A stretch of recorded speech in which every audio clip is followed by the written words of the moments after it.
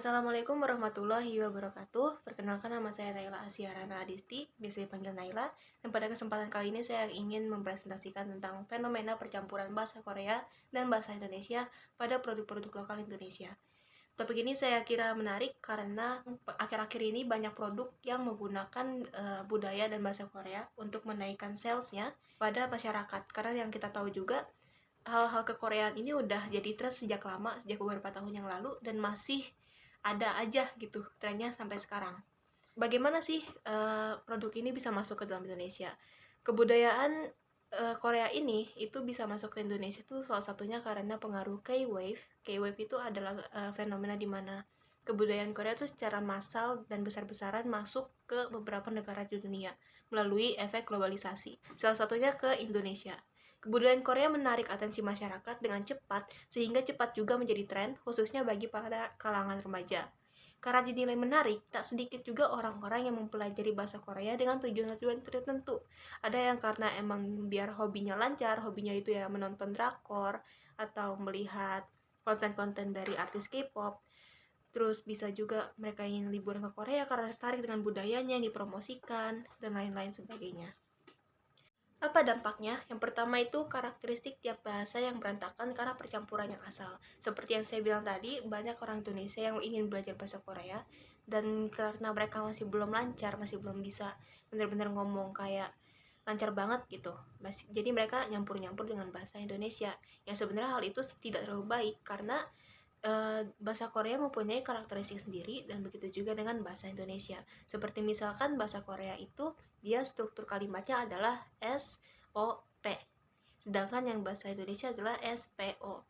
Kalau misalkan dicampur-campur, nanti jadinya ada perubahan makna atau miskomunikasi dari kalimat yang dibuat tersebut. Lalu yang kedua, membuat risih orang tidak tertarik pada kebudayaan Korea. Walaupun tren ini marak di masyarakat Indonesia, tapi nggak semua orang suka sama Korea.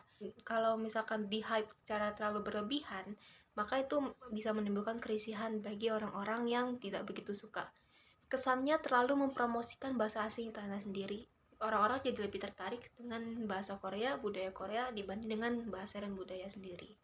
Menimbulkan kesalahpahaman dan menimbulkan banyak orang FOMO. FOMO itu adalah fear of missing out, yang kayak sifatnya tuh nggak mau ketinggalan tren, nggak mau ketinggalan pembahasan. Dan karena Korea ini jadi hal yang booming banget, yang trending banget, jadi banyak orang yang kayak merasa harus ikutan juga nih suka sama Korea biar dianggap nggak ketinggalan zaman. Lalu di sini saya akan menunjukkan beberapa brand yang mengikuti tren percampuran bahasa Korea. Yang pertama ada Indomilk. Indomilk beberapa tahun lalu dia merilis kemasan baru, yang dimana kemasannya itu ada tulisan Hangul, tulisan Korea, yang artinya tuh rasa dari masing-masing susu tersebut. Seperti coklat ada tulisan chocolate, strawberry ada tulisan talgi, vanilla, dan banana juga. Banana juga sebenarnya itu varian yang baru dikeluarkan juga ketika ada tren Korea ini, karena susu pisang itu jadi salah satu hal yang booming juga di Korea waktu itu. Lalu ada Sunlight. Sunlight juga merilis varian baru, yaitu Korean Strawberry, yang dimana salah satu promosinya itu ada tulisan member Super Junior suka cuci piring. Yang sebenarnya Sunlight ini nggak ada mempromosikan dengan brand ambassador dari Super Junior. Itu berarti hal yang sengaja dilakukan Sunlight untuk mempromosikan, karena Super Junior itu lagi rame juga di Indonesia, banyak penggemarnya, dan itu dilakukan untuk menarik atensi semata aja. Lalu ada mie sedap. Mie sedap ini seperti yang kita ketahui sempat ramai juga. Di sini dia menggunakan Siwon Choi, salah satu member dari Super Junior, sebagai brand ambasadornya, dan merilis beberapa varian rasa baru sehingga dibuatkan series, yaitu K-Spicy series. Para pembeli mie sedap juga bisa mendapatkan photocard Siwon Choi dari dalam kemasan edisi khusus mie sedap dan Siwon Choi. Dan itu sempat booming juga karena selain ada si Woncoy-nya, juga karena rasa-rasa dari varian barunya itu emang disukain banyak orang. Bahkan hingga sekarang pun masih ada rilis varian baru yang dalam series ini, dan brand ambasadornya masih dengan si Woncoy. Lalu ada Scarlett. Scarlett itu 2 kali dia kolaborasi dengan artis Korea. Yang pertama itu dengan Song Joong Ki, seorang aktor, dan yang kedua dengan girl group Twice, girl group yang emang banyak banget penggemarnya juga di Indonesia. Sempat ada fan meeting juga dengan Song Joong Ki yang didukung oleh Scarlett. Dan untuk Twice sendiri itu banyak orang yang menanti-nanti banget karena emang banyak penggemarnya di sini. Nah, tapi apakah semua fenomena ini dampaknya negatif aja?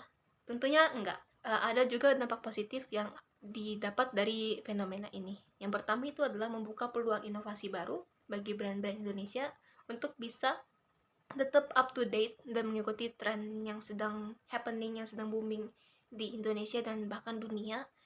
Lalu yang kedua yaitu jangkauan pasar meluas, karena kekoreaan ini banyak trennya dan pastinya banyak orang yang suka, sehingga jangkauan pasarnya itu nggak cuma di situ-situ aja, tapi semua orang akhirnya bisa terjangkau karena adanya tren ini. Lalu yang ketiga yaitu membangun citra baik di masyarakat, yaitu karena perusahaan dapat memenuhi kebutuhan dan kebutuhan kepuasan dari konsumen dan juga membangun citra yang up to date. Dampak negatifnya pasti ada juga. Yang pertama yaitu cepat hilang keunikannya karena tren kekoreaan ini banyak digunakan oleh brand-brand di Indonesia sehingga makin lama kesannya makin biasa aja. Lalu yang kedua, brand-brand Indonesia bisa terlalu nyaman dengan zona aman. Zona amannya di situ adalah mempromosikan produk-produk kekoreaannya dinilai aman ya karena banyak orang yang suka. Seperti yang saya bilang di positifnya tadi, jangkauan pasarnya meluas. Kalau misalkan dia merilis produk yang udah nggak ada hal sangkut pautnya dengan Korea-Koreaan lagi atau balik ke versi awal, versi originalnya, itu bisa menurunkan kepercayaan diri brand. Takutnya nggak laku, takutnya nggak serame yang pas Korea kemarin. Lalu yang ketiga, berkurangnya promosi budaya Indonesia. Tentunya karena yang dipromosikan, yang dipakai untuk brand-brand itu adalah budaya Korea, karena banyak orang yang suka kan. Sehingga budaya dari Indonesia, bahasa Indonesia sendiri itu makin lama ya makin kegerus, makin terlupakan. Dan itu bisa dibilang sebuah ironi, karena kita sendiri adalah rakyat Indonesia gitu, yang seharusnya kita lebih hype sama budaya sendiri daripada budaya luar. Kayaknya itu saja yang bisa saya sampaikan pada kesempatan ini. Terima kasih sudah menonton, semoga dapat manfaat bagi siapapun yang menonton ini. Apabila ada salah kata, saya mohon maaf. Wassalamualaikum warahmatullahi wabarakatuh.